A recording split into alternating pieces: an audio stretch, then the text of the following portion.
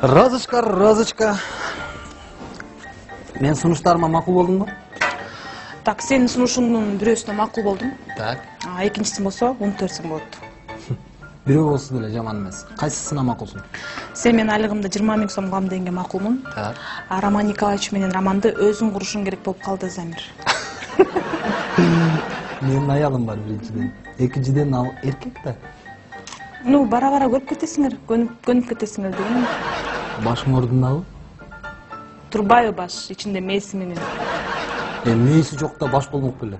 Вот. Ошо бирок иштебей калышы мүмкүн да. Ошол мээч тура берсечи. Тез аранын ичинде иштетпесең көгөрүп кетиши мүмкүн. Кана? Көгөрүп баштаптыр. Же маргарин майбы, эмне беле?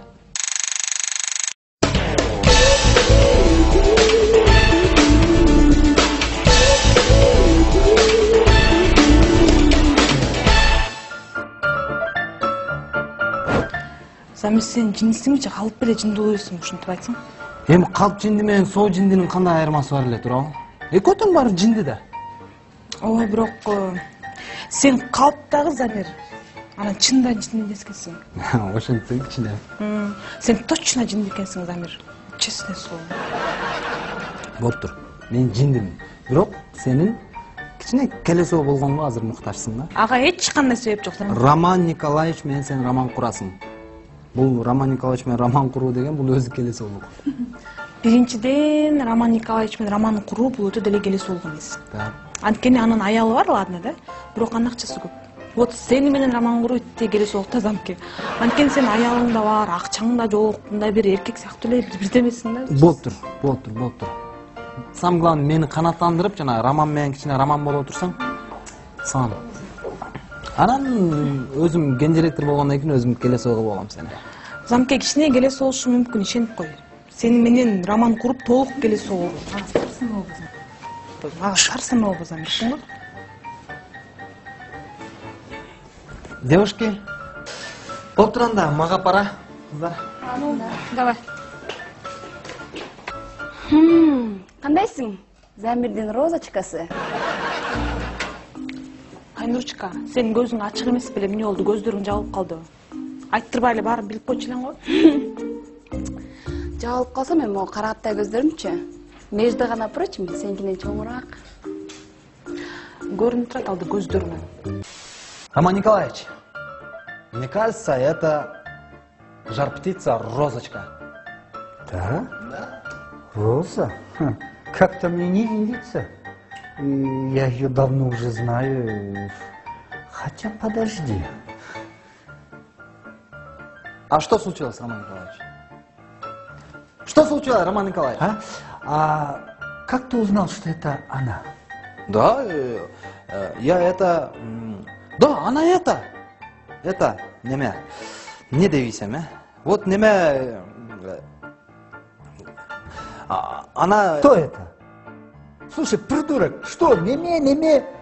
Ты мне скажи, что это? Неме это. Это неме. Так ты мне хочешь сказать слово «это»? Да, именно вот это хотел сказать. Слушай, придурок, ты давай пиши заявление и давай по собственному желанию. А хотя можешь не писать, я тебя по статье уволю. Или ты мне сейчас скажешь. Да, Роман Николаевич, вот только никому не говорите, что я вам сказал, да? И вот я хотел... Слушай, не тяни, давай уже. Вот, она говорила вам это, мне, что она любит вас. Айнура, мага Замирди жабыштырбай калчу, уктуңбу? Ал сеники. Анын ардаган серенадалар да сагарнат, билесиңби? Эмне баягылары? О, менин айым. Бир бетиң өпсөң, бир бети калат. Интересно, бүгүн каяган өт болду экен? Кечирип гана кой, Розочка. Мен сен мынчалык кызганарың келген жокмун. Өзүң эле буйрусуң ошол, Замир. Мага кереги да жок. Эмкөбөрдө айтып койбосоң, бул Розочканын эки табактай болгон беттери сен эриндериңен букташ экен деп. Буптур, Айнурчка, табактай болсо да менде бет бар. Сеники көрүнбөйт го я. Да. Прям так и сказала? Еще много говорила она. Она она думает, когда спит ночью, да? Вот и вы придете и хватаете ее домой, потом к ней придете вы, вот улетаете, придете. Подожди, я к ней никогда не хожу домой. А нет, Роман Николаевич, вы не понял, вот вечером, да, она спит, вот не спит. Она думает, вот вы придете, вот улетаете, как гордая птичка, и хватаете ее за руку и туда дальше, вот. Ты, наверное, хочешь сказать, она мечтает. Да, вот, мечтает, да. И 5 дней, 1 неделя мечтает она. Вот. Слушай, но в неделе 7 дней. Значит, она 5 дней мечтает. 2 дня, суббота, воскресенье, водку пьет, наверное, от горя, чтоб сразу спал. Да уж, я старею. Как ты не замечал за Розочкой это? А вы знаете, Роман Николаевич, она говорила, что вы каждый день ночью ее домой придете, как орел гордый, и хватаете ее за руку и улетаете далеко, да. Вот что ты думаешь, что мне дальше делать? Вам надо действовать сразу, сейчас. Вы подойдете, Роза, потом, как орел гордый, хватайте и улетайте. И еще вот, не обращайте внимания, когда она кричит, вот, спасите, помогите, и кусаться будет. Не обращайте внимания. Это женщинам нравится, между прочим.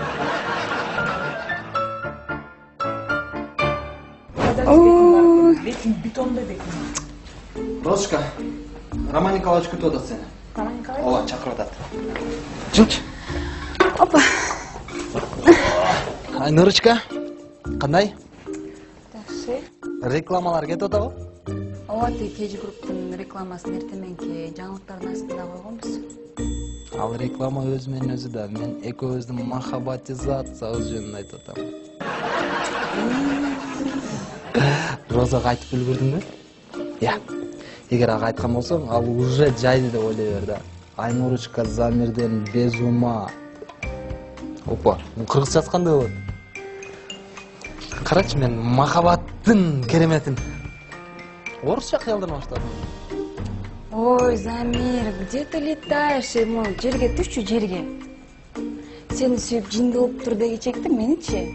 Тетиги кабинеттегичи ал кара кушка бөлөнбөй эле жем болгон жакшы эмеспи? Эй, ты жакта эмне болуп кетти? Мен оюмча тиякта бир байкуш бөдөнө алып кара кушка жем болуп аткандай сезилип атат. Байкуш десе.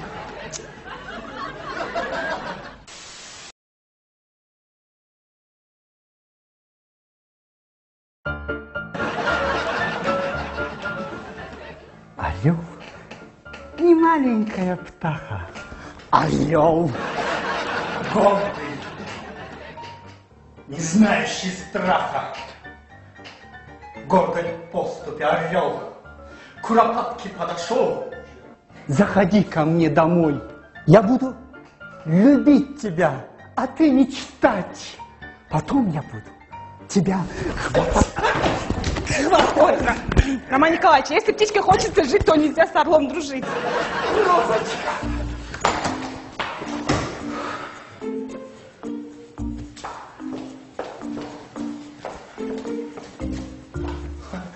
Жылчы бар. Не болуп кетти? Розочка, не болду? Роман Николаевич, Роман. Эмне Роман, айтпайсың мени. Роман Николаевич алып кара кушка айланып кетиптир.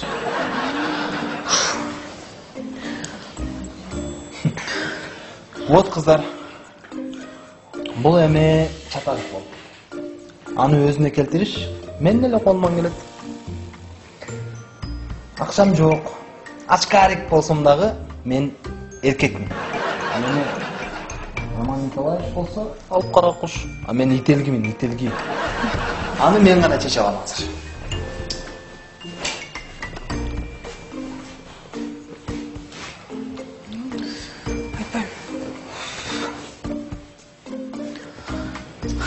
Айнурка. Ладно, мындай кылалычы.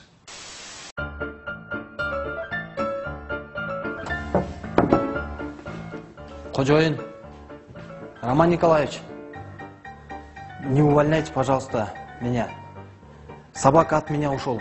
Роман Николаевич, я не должен был так говорить. Какая собака? Куда ушла? Какая собака? Мага Замир үчелега керек. Анан ген директор болгондочу Айнура мен сагачы Замирди упаковка алып бантик тагып туруп өз колум менен өткөрүп берем. Андан кийин мага андай келесоонун кереги жок. Честно сказать. Роза жок. Ал мага деле ошо сен айткан 3 айга эле керек. Андан кийин теги эле Роман Николаевич деле алып кара кушка айланбай эле калат. А могу Замириң болсо өзүн мындай келесоо учурунда же мындай жакшы эле калыбында аялы, бала чакасы менен келечектеги түбөлүк өткөрүп берем сага. Негизи ал ген директор болгондуктан ал автоматом эле сеники жолдош секретарша. Демек война дечи, Айнурка. В принципе, согуш жок деле багынып берсең болот.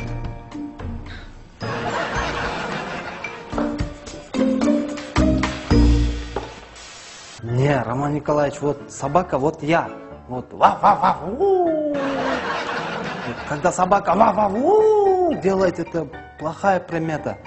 Извините, извините. Да хватит гавкать. Это я сам виноват. Не мог, как нормальный, гордый орел, схватить ее и улететь. А как последний лох здесь упал. А страшный нету, да? Кто страшный? Нет. Вы страшный нет? Не, ничего страшный, да? Эчтеке болгон жок бе? Вы просто песня читали, да? Да не успел я дочитать. На самом любимом месте взял и упал. Не переживайте, Роман Николаевич. Вы же орел. У вас же есть этот, как его, ительги вот. А? Куропат. Ты еще заметил. Куропат. Я был бы давно агентом ительги, я бы давно полетел бы вот высокий. Давай вот без «но». Ты вот придумай, что мне дальше делать. Вот от этого дальнейшая твоя судьба. Будешь ли ты здесь гендиректором или нет? Хорошо, Роман Николаевич, тогда сейчас я пойду, исследую, карап көрөйүн да кандай эмне болуп атат. Потом придумаем план Б. И без жар птицы не возвращайся. Есть. Хорошо.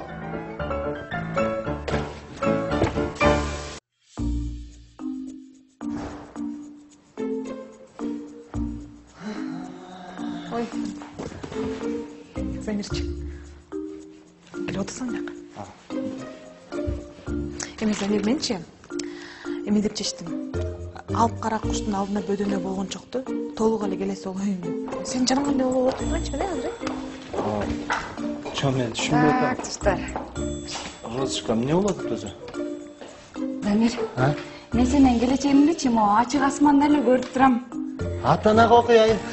Мен сен үчүн асмандагы айың, жердеги бакаң, могу саздагы квак-квак деген. Бир бетимди өпсөң, бир бетимди тосуп берейин. Мен сен үчүн келесе болгонго даярмын. Бирок тиги алып кара куштан эле сактасаң дейм. Жок, отурсаңар кыздар, мен түшүнбөй атам. Эмне? Аялым анан үчөөңөр менен кантип жашамак элем дейм да. Дурак ты, Замир.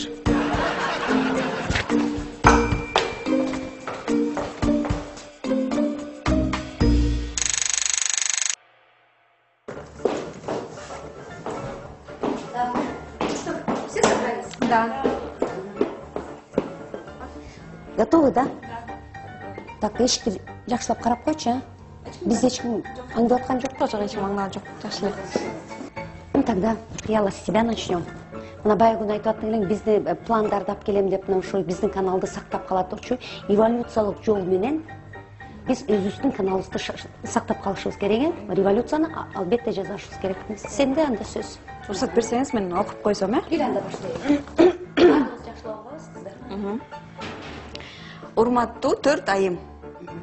Бүгүнкү революциянын катышуучулары.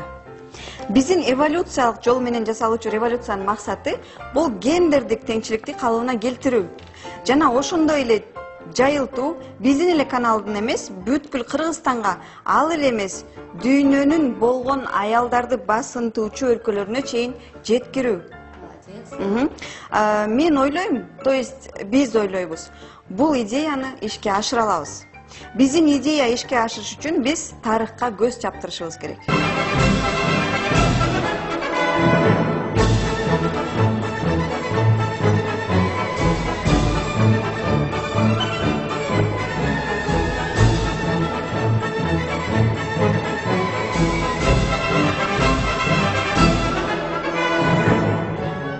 Кыяла, сен ток этер жерин айтсаң, ушу биздин идеябыз негизгиси ишке ашабы? Кыска убакытта космостун ылдамдыгында ишке ашырсак болот. Ошо пландарыбызга жетиш үчүн канча убакыт керек? Алия Руслановна, адам заты пайда болгонуна 3,5 миллиард жыл болгонун эске алсак, ошондо бизде Ток этер жерин айтчы. 270 жыл, 11 ай, 9 саат, 9 секунда керек болот.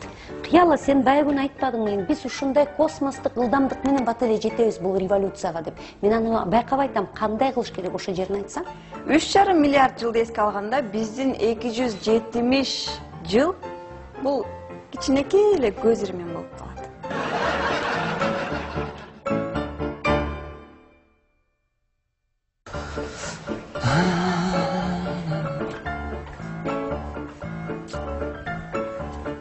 Жипар, Ау.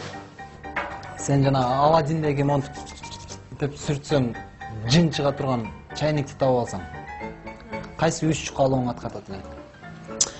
Охо, ана менин максатымдын баары орунда алмакта. Биринчисин баштайынбы? Давай, айта бер. Биринчи мен чоң особняк үй демекмин. Эми кыргыздардын баары эле ушундай да, билесиң да. А экинчи болсо, жана глейген машинаны не деп айтчу эле? Жана гилт деген машина же чоң унаа деп коет. Нет, жана кыргыздар байыганда сразу биринчи очередь ошо машинаны алышат го. Анан ансын бензин көп ичет деп үйгө токтотуп коюп фитте айдап жүрүшөт эмеспи? Ошо машина айтып. Эми иши кылса айта берчи, эми жана жин айнып кете электи айтпайсың берди. Жин десең, сен мен джипти эстеп кетпедимби? Ой, джипчи. Ошо экинчи болсо сразу джип демекмин машина. Андан кийин соп-сулуу күйөө. Күйөө демекмин, мени сүйгөн, ичпеген, чекпеген. Жин деген 3 эле нерсени аткарат да, сеники көбөйүп кетип атты. Ой, сен кызык экенсиң. Мен деген жинге 2 нерсени аткарттырып алмакмын. Мисалы? Биринчи болсо старый хаттабычты алдыртмакмын, экинчи болсо алтын балыкты, үчүнчү болсо на всякий случай деп аларды сактап коймокмун. Сен мындай расчетту тиги жомоктогу каармандар билбесе деле керек э? Ой, Замир, мен деген жиктармын да. Семечкадай чагам да бар. Тура. Алтын балык жана любой эле желанияң аткара берет. Бирок жана күйөө маселесине келгенде кичине кыйналып калса керек да, андан көрө мени кууруп эле жеп салчы деп айтса керек. Ой, койчу, Замир. Ух, какая женщина. Алтын балыгың мен гана болуп калсамчы. Но мен бирок азыр кара балыкмын да.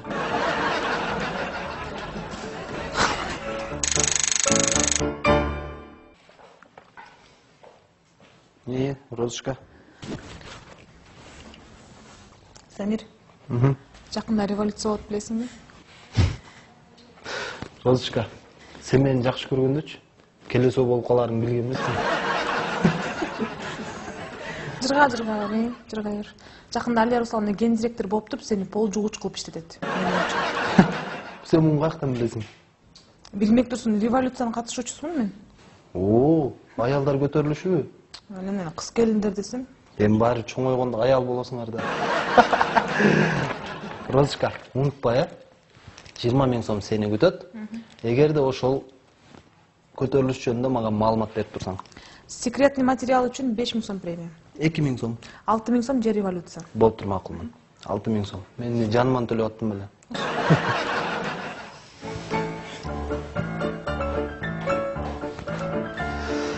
Так.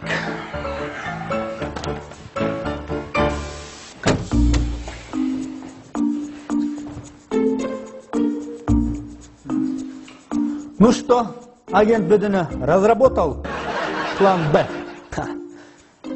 План Б подождет. Любовь пока подождет.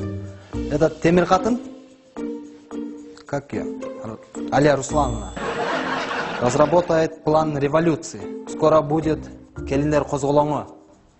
Что это такое? Келиндер — это девушка с мужем, да? А козголоң — это трогается. А нет, не трогается. Так, девушка с мужем, они все хотят нас уничтожить. Во-первых, ты хочешь сказать о незамужних женщинах, таковых у нас почти нету. А во-вторых, я ничего из этого не понял. Как это не понимать? Роман Николаевич, они вот, девушки с мужем, они хотят революцию, понимаете? Алия Руслановна придет и вам жена говорит, да? Жена говорит, если вы хотите вот эту жар-птицу, о, ваша жена придет, у нас плохо будет. Потом вы дома будете сидеть, за ребенками присматривать. Чего? Замир, слушай. Я здесь хозяин, если ты до сих пор не понял. И мне решать, кто чем будет заниматься. Да, я знаю, это женщины опасные люди, да, вы знаете, да? Они говорят, вот, гендерное неравенство. Гендерное равенство есть же там. Они говорят, мы вдвоем нечестные. Нет, это совсем другое. Пожалуй, Алию Руслановну придется восстановить. А вот тебя, придурка, надо уволить. Как? Роман Николаевич, у меня там дома жена, 5 детей. А скоро еще родит. Жалко будет мне.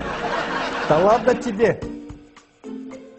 Будь мужчиной. Че ты расплакался, баба? Не, Роман Николаевич, я не плачу. Просто мне вас жалко, понимаете?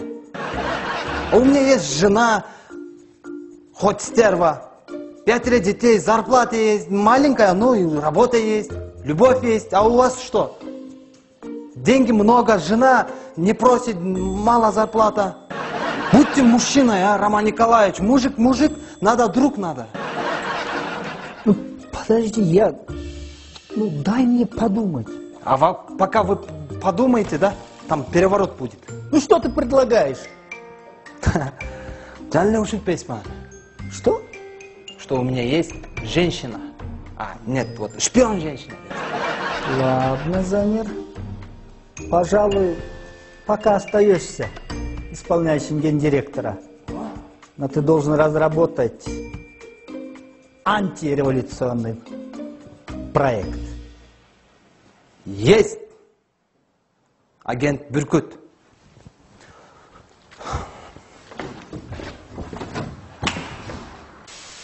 Туғандар, кімге ишеніп атасыңар? Аларды аял деп қояды, аялдар деп қояды. Мына мен, мисал үшін, мен гендиректор болсам, ар бирөөңөрдүн айлығыңарды 30 000-ге чейин көтөрөм мына. Аларга ишенбегиле, алар айтат дагы, кайтат дагы. Кичине мында ойлонуп иш кылсаңар, биз эркектер солидарный болушубуз керек. Эми кийинки чогулушта жолугабыз. Бара берсеңер болот, бошсуңар. Неге чыгып жүрөсүң чогулушка? Билесиңби, Замир айтып коет го, всегда слушай внутренний голос депчи. Анан? Ошо внутренний голосумду уксам, такыр тургусу жок. Анан уктап калып турмун. Сен жумушуңан аллергия боло баштап турсуң. Бул оорудан эртерээк айыкпасаң, сени жумуштан кетирет. Балким, бирок мунун бир айыктыруу жолу бар, билесиңби? Не, кантип? Аны бир гана зарплатаны көтөрүү жол.